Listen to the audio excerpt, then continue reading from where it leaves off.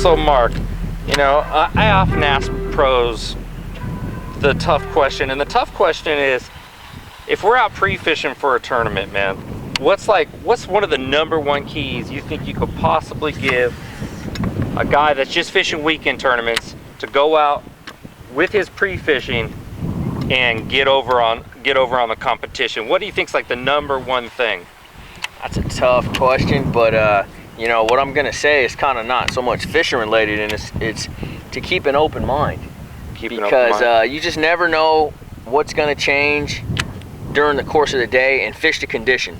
You may have been catching them on top water the weekend prior, 2 days prior, then the weather changes, the wind's blowing, of course now you can't do that. So you have to maintain that open mind in order to have confidence to go throw crankbait now, or throw spinnerbait or chatterbait, whatever like the case as may the be. tournament's on at that point. Right so now, let's say you pre-fish, you're catching them one way. Oh yeah.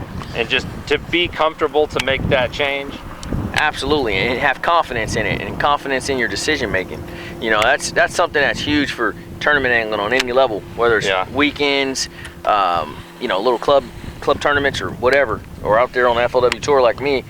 Decision making is everything. And so being able to make those decisions during the tournament.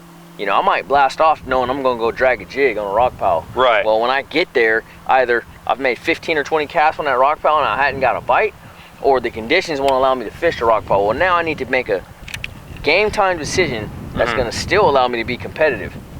And so, you know, again, just being in that mental space to do so. I'm gonna kind of go off of that too. So let's say, for example, you know, you're on jig fish on a rock pile, and let's say you have like a highly productive system, like a drop shot, like I'm throwing, for example, or a wacky rig worm. Like, let's say you get to your spot, you caught nothing else during pre-fishing, you had jig fish going. Are you still gonna throw a big bait with confidence? Are you still gonna throw a buzz bait with confidence? Or at that point, would you try to regroup and go with more of like an insurance setup, like a drop shot or a wacky rig, to make sure you get fish? Like, what would you do at that point? Try to get fish to stay in the standings and then come back the next day and see if your pattern can come alive at that point? It just depends on the fishery. Just depends on the fishery. Yeah, so like here you today, just like junk fishing it?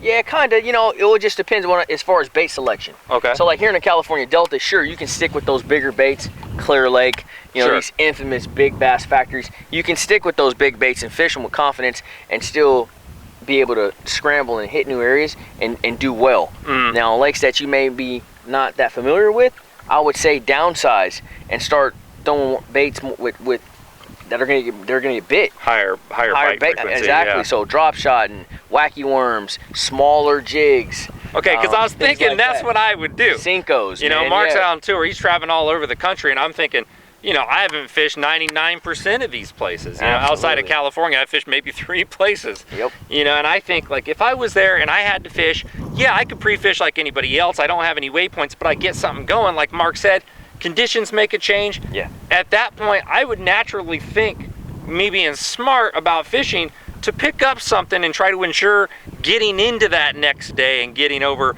Maybe my pattern will exist the next day, the conditions will be right to go back to what I had prior to get in there. Okay, so that keeps me on the right page. Yeah, no, you're right on the money. I know you don't fish a ton of tournaments, but no, not anymore, man. That's the thought process that you have to have, man. Awesome. Appreciate the insight, man. Oh yeah, no problem.